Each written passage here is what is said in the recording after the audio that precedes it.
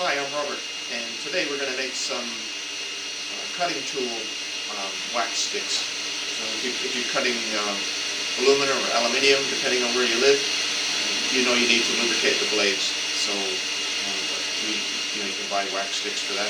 But you can also make your own. They're quite easy and very inexpensive, just with broken leftover bits of wax candle. So we're just letting that melt, and in a moment we're just going to start it. I'll show you how we do it. This is the remnant of one of my previous lubricating candles, or wax sticks, or whatever you want to call it. Not really a candle, but they were made out of candles. I'm going to peel the cardboard off as well. And once it gets this short, it becomes a bit dangerous to use, so I just, for whatever reason, it was on the workbench, so I thought, oh, I'll just throw that back in here. So that's the previous lubricating stick, and just peeling the last of the paper off of it. This one here is, I think, was just a straight wax, and what I'm doing now is I put a lubricant in with it, but for now we'll just drop it in the pot. Have a look in there. Quite a few old bits of wax and all sorts of candles in there. Scented is great on a job site. If you've got scented lubricating sticks, you're going to be a hit with all the other guys. But other than that, I think the color probably will just, I don't know what it'll do. A little coating on that candle there. You can see it's pretty well melted, and I would dare say there's enough heat in the system now to, you could probably turn it off. And the heat will just continue to melt. I might give that a stir actually. But yeah, we're just about ready to start. There's the wick and the kind of a foil coating on the outside of that candle. So we're just taking that out of there. There's another piece of it.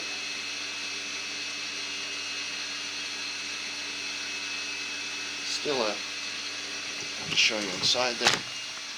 Still one hunk. I could probably just leave that now. It's kind of an earthy color.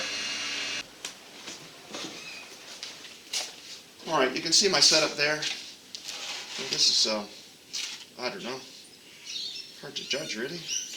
There'd be I would think there'd be a liter at least of liquid in there, probably 1.5 liters. And these are my 4 cardboard tubes. And this is oil. I'm going to try and put about at least 25% in there, maybe 30, and then we'll give that a stir. And it's actually made the wax start to congeal, so I'm just going to stir that up. Hopefully there's enough heat still left in the, it's all melting now, because the oil is cold. And the wax is still quite warm, so we just want to get that nicely mixed up. So I'm just going to take an empty tin. Actually, I'm going to dump that out. And I'm going to put a little bend in it there. Hopefully that'll pour a little nicer.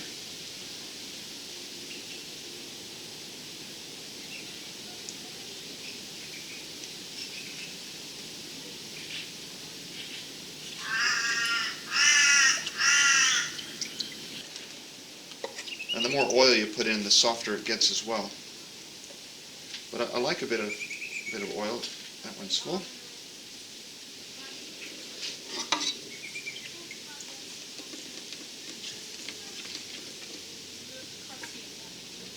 Yeah, if they're too soft, they'll end up melting out of your tool bag.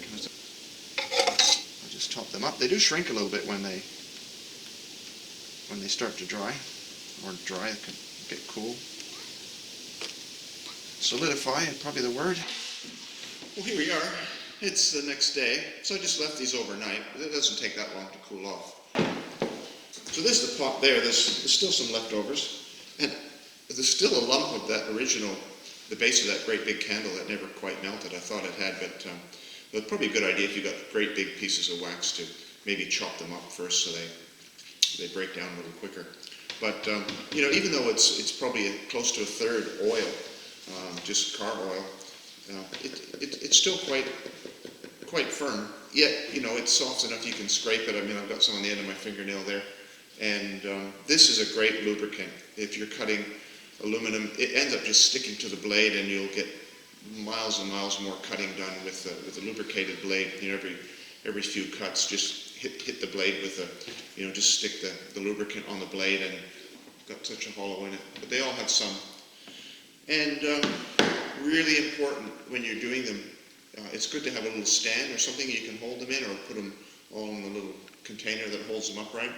But you need to really carefully wrap, and you can take it off now. It doesn't make any difference, but I mean, you're not going to use just a little piece up. When it gets that short, you don't want to be sticking your fingers, you know, that close to the saw blade. But you need to completely seal the bottom and have it sitting upright, so when you pour the wax in, it's very liquid, and it won't run all over the place. But they're great. Just a real must-have thing if you're cutting aluminum, and I'm not sure what else you'd use it for. You could probably make small ones as well, and just make just a very thin, like you can buy lubricating sticks at the auto shop store. Well, lots of things, and this would probably work. Maybe even just a little bit softer, just maybe almost 50% oil and 50% wax. You could experiment with it, but then you could rub it on surfaces like door locks and zippers and all that sort of thing. It's maybe a lot smaller. This is obviously a pretty big thing. All right. Well, there's this is one with the hollow end on it.